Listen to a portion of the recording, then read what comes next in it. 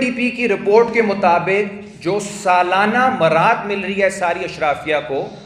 وہ 2700 ارب روپے ہے۔ یہ ایک فلاحی ریاست ہے امیروں کے لیے، یہ ہے سوشلزم فار دا رچ۔ جب یہ کہتے ہیں خسارہ آ رہا ہے تو خسارہ اسی وجہ سے آ رہا ہے کہ آپ نے ایک خاص طبقے کو مراعات دی ہوئی ہیں۔ ایران میں تو پاکستان سے بہت زیادہ بحران ہے نا، وہاں پہ تو بمباری ہو رہی ہے، وہاں پہ تو ان کا انفراسٹرکچر تباہ کیا جا رہا ہے، ان کے بچوں کو شہید کیا جا رہا ہے، لیکن عوام کیوں آج بھی اعتماد کر رہی ہے؟ کیونکہ سب سے پہلے قربانی وہاں کی لیڈرشپ نے دی تھی۔ امام علی خامنہ سب سے پہلے شہید ہوئے تھے، علی لاریجانی شہید ہوئے ہیں، تمام لیڈرشپ جو ہے وہ اپنے آپ کو فرنٹ لائن پہ لے کر آ رہی ہے قربانی دینے کے لیے، اپنے بچے بھی ان کے شہید ہوئے، ان کے پوتے نواسے بھی شہید ہوئے۔ یہ جب عوام دیکھتی ہے کہ ٹھیک ہے لیڈر بھی کر رہے ہیں تو کوئی ایسی مشکل نہیں ہے، پھر ہم بھی قربانی دینے کے لیے تیار۔ خواتین نظر آتی ہیں جو فیکٹریوں میں، گھروں میں، کھیتوں میں کام کر رہی ہیں، یا وہ نوجوان نظر آتے ہیں جو پر ڈے بھی ہیں، ساتھ ساتھ ان ڈرائیو بھی چلا رہے ہیں، وہ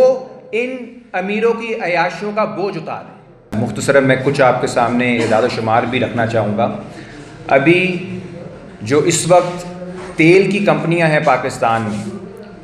ان کا جو منافع سامنے آیا ہے مارچ کے اندر وہ 113 ارب روپے ہے سالانہ، 113 ارب روپے، ٹھیک ہے جی۔ اس کے ساتھ ساتھ اگر آپ آئی پی پیز کا دیکھیں تو 2024 میں ان کا 1 کھرب سے زیادہ منافع تھا۔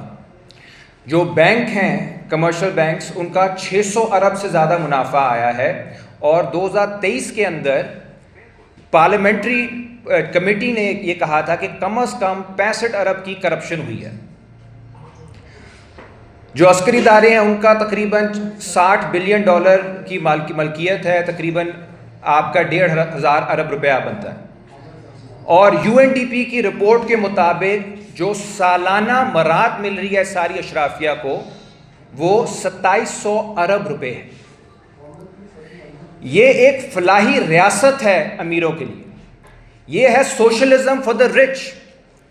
جب یہ کہتے ہیں خسارہ آ رہا ہے تو خسارہ اسی وجہ سے آ رہا ہے کہ آپ نے ایک خاص طبقے کو مراعات دی ہوئی ہے، اور جب اس خسارے کو پورا کرنے کی باری آتی ہے تو جس طرح اسپیکرز نے کہا کہ آپ کو وہ باپ نظر آتا ہے جو 2 نوکریاں کر کے اپنے بچوں کا پیٹ پال رہا ہے، یا وہ خواتین نظر آتی ہیں جو فیکٹریوں میں، گھروں میں، کھیتوں میں کام کر رہی ہیں، یا وہ نوجوان نظر آتے ہیں جو پر ڈے بھی ہیں، ساتھ ساتھ ان ڈرائیو بھی چلا رہے ہیں، وہ ان امیروں کی عیاشیوں کا بوجھ اتار رہے ہیں۔ اور آپ دیکھیں یہ نظام جو ہے اس کے اندر جس طرح بیرسٹر صاحب نے کہا، غریبوں کے بچے امیروں کی عیاشیوں کے لیے قربانیاں دے رہے ہیں۔ ایک اور چیز آپ نوٹ کریں، کم از کم 1 سال سے اور پچھلے 2 ماہ سے تو کلیئر تھا کہ یہ جنگ ہونی ہے، کلیئر تھا، ساری دنیا کو معلوم تھا۔ حکومت سے یہ پوچھیں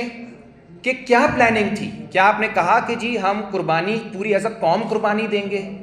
کوئی ہم اپنا ایسی معاشی منصوبہ بندی کریں گے جسے وار اکانومی کہتے ہیں، جس میں جو بوجھ ہے وہ عوام تک نہ آئے؟ شروع میں انہوں نے دعوے کیے کہ ہم نے پلاننگ کی، مگر ان کی اصل پلاننگ اس وقت کچھ اور تھی، کسی اور چیز میں مصروف تھے۔ جنوری میں جب انہیں یہ پلاننگ کرنی چاہیے تھی، اس وقت یہ پلاننگ کر رہے تھے کہ ایمان مزاری صاحب اور ہادی علی چٹھا صاحب کو ہم نے جیل کیسے بھیجنا ہے۔ اس کے بعد یہ تیاری کر رہے تھے کہ ایک ایکیڈیمک آئے ہوئے تھے پاکستان، حمزہ خان، ان کو ہم نے جیل کیسے بھیجنا ہے، پھر عالیہ حمزہ ملک صاحبہ کو ہم نے جیل کیسے بھیجنا ہے۔ یہ تو ان کا فوکس تھا، ان کی ترجیحات تھی۔ تو ایسے موقع پہ جب آپ کو یہ سوچنا چاہیے تھا کہ ملک کی معیشت کیا کیا بنے گا، بڑے تاریخی سوال آپ پہ آ گئے ہیں، تاریخ نے ایک بڑا بوجھ آپ پہ ڈالا تھا، آپ نے ثابت کیا کہ آپ بہت ہی چھوٹے لوگ تھے، آپ اس کے قابل ہی نہیں تھے جو تاریخ نے آپ پہ بوجھ ڈالا تھا۔ ایک آخری بات میں کروں، ایران میں آج جو جدوجہد ہو رہی ہے، جو مزاحمت ہو رہی ہے، اس کی سب سے بڑی وجہ ہے کہ جو ایران میں تو پاکستان سے بہت زیادہ بحران ہے نا، وہاں پہ تو بمباری ہو رہی ہے، وہاں پہ تو ان کا انفراسٹرکچر تباہ کیا جا رہا ہے، ان کے بچوں کو شہید کیا جا رہا ہے، لیکن عوام کیوں آج بھی اعتماد کر رہی ہے؟ کیونکہ سب سے پہلے قربانی وہاں کی لیڈرشپ نے دی تھی۔ امام علی خامنہ سب سے پہلے شہید ہوئے تھے، علی لاریجانی شہید ہوئے ہیں، تمام لیڈرشپ جو ہے وہ اپنے آپ کو فرنٹ لائن پہ لے کر آ رہی ہے قربانی دینے کے لیے، اپنے بچے بھی ان کے شہید ہوئے، ان کے پوتے نواسے بھی شہید ہوئے۔ یہ